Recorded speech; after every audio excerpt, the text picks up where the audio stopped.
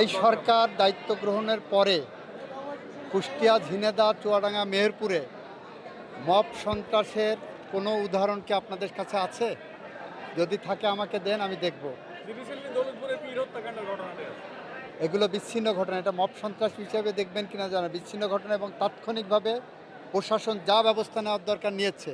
আপনাকে যদি প্রশাসনের ওই জায়গায় দায়িত্ব দেওয়া হতো, আপনি এর থেকে বেটার কি নিতে পারতেন, সেই সাজেশনটা আমাদেরকে দেন, আমরা সেটা গ্রহণ করব। এই এলাকার উন্নয়নে আর এখন পর্যন্ত কি কি পদক্ষেপ নিয়েছেন ছোট করে যদি বলতেন। এই এলাকার উন্নয়নের পদক্ষেপের মধ্যে আমরা রেল লাইনের চিন্তা করছি, আমরা চিন্তা করছি দ্বিতীয় পদ্মা সেতুর, আমরা চিন্তা করছি কৃষি বিশ্ববিদ্যালয়ের, আমরা চিন্তা করছি মেডিকেল কলেজগুলো আরও বাড়ানো যায় কি না।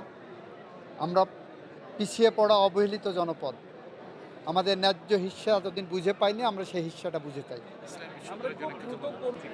আমরা রেল লাইনেরটা অনেক দূরে গিয়েছে, কোনটা আগে হবে বলতে পারছি না, পাটে গিয়েছে কিছু।